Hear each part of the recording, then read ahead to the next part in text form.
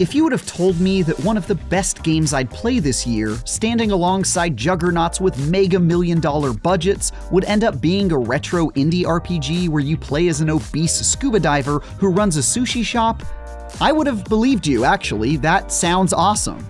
And it is.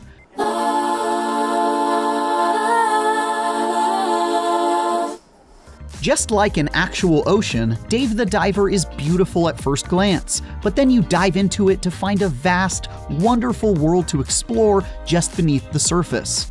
This waterlogged adventure manages to exceed the expectations of an already hilarious premise, with some of the most irresistible exploration, sim management, and mini-games I've seen in a long time. That kept me completely glued to my seat for far more hours than I'd ever intended. With characters and a story that are deceptively substantial and more content packed into it than I could have anticipated, Dave the Diver never stopped surprising me.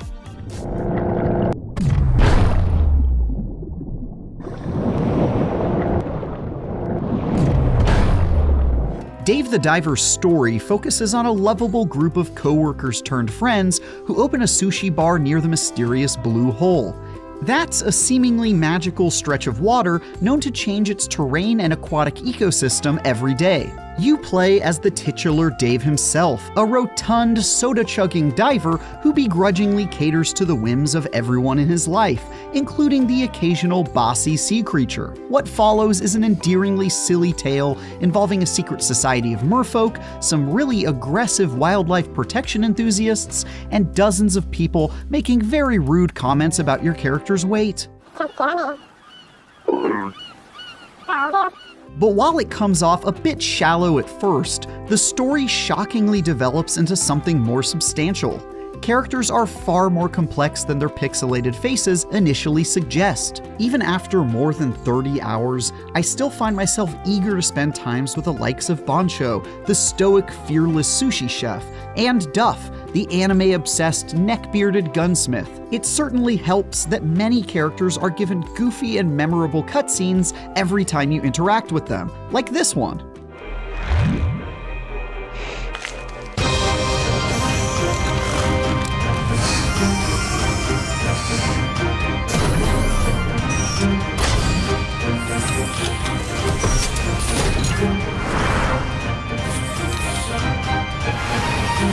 I've seen them all dozens of times at this point, and yet I refuse to skip them. They're just that good. But this is not just an amusing adventure RPG. It comes with a surprisingly deep restaurant management sim baked into it. You'll split your time between diving into the dangerous depths of the Blue Hole to hunt for fish and supplies, battle wet foes, and complete quests, while also managing a sushi shop by crafting recipes, cooking, hiring and training employees, and dealing with an extremely fussy clientele.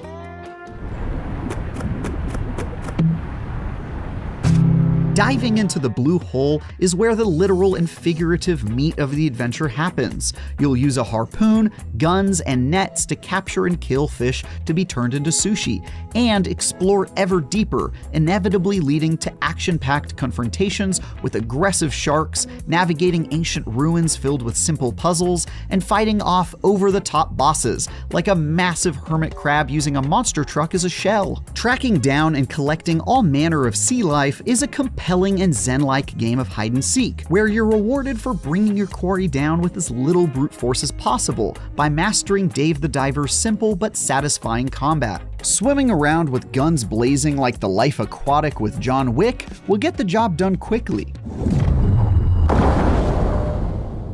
But your shoddy work yields minimal usable resources for your restaurant. Using your harpoon, or better yet, nets or tranquilizer darts to bring fish in alive is much more beneficial, but trickier. That trade-off gives you plenty of ways to succeed, depending on your preference and what you think you can pull off with the tools you're given. Fighting silly, enormous bosses and solving simple, press that switch to open that path puzzles offers a nice change of pace from spearfishing, even if both are too easy to provide any kind of meaningful challenge, and no difficulty options are available to bump it up. There's definitely some very cool novelty in taking down a giant squid at the bottom of the ocean.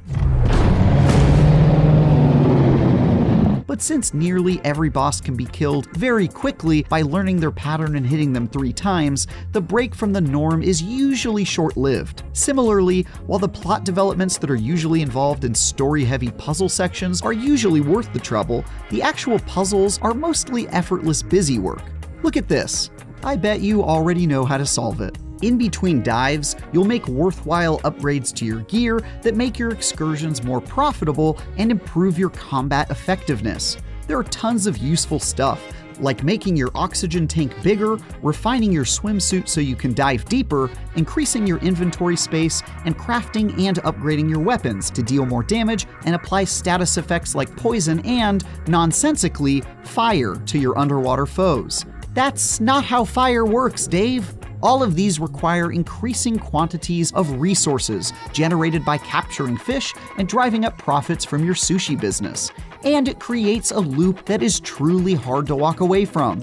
I can't tell you how many times I promised myself one more dive before then rationalizing to myself, well, I gotta wrap up the day at the sushi shop, then I'll stop, then repeating those empty promises for hours on end.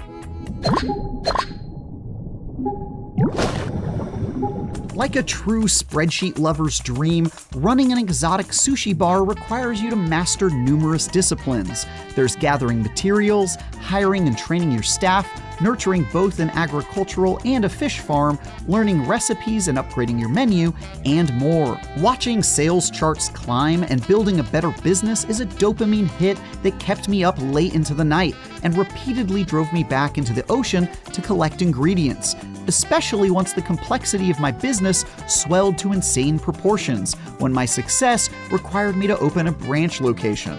The bonkers amount of depth and planning that goes into preparing for a single night of slinging sushi awoke my inner entrepreneur like few games have. Wait, should I open a sushi bar in real life? Oh my god, are we really doing this? Perhaps Dave the Diver's best quality, though, is in how it nearly constantly keeps throwing new, ridiculous stuff at you.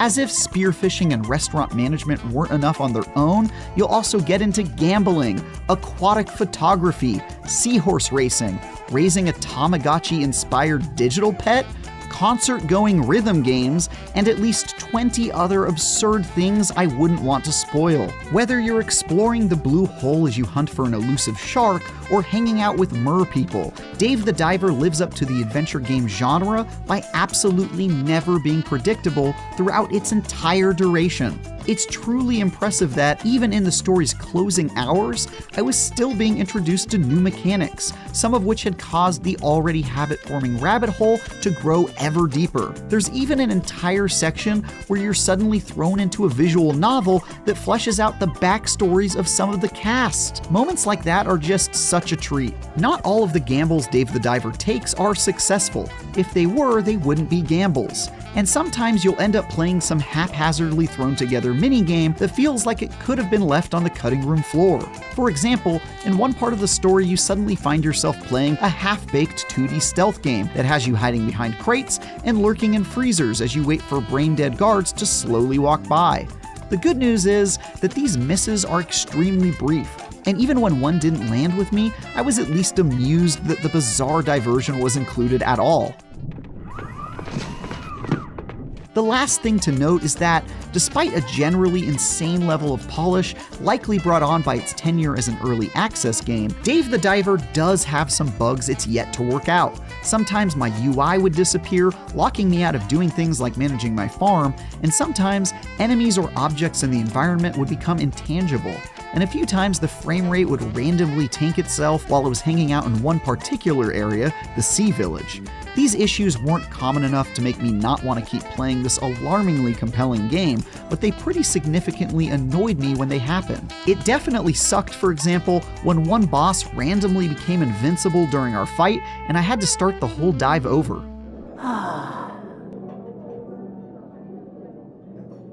Dave the Diver is a tremendous and unforgettable RPG adventure that I can't put down.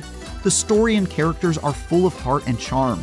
The underwater exploration and restaurant management are easy to lose time to, and the sheer number of weird minigames and other surprises that are packed into this 30-hour adventure ensure things never grow stale.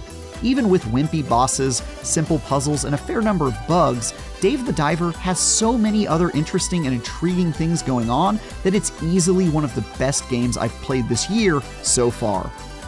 For more, check out our reviews of Final Fantasy XVI and the Harvest Moon remake, Story of Seasons: A Wonderful Life. And for everything else, stick with IGN.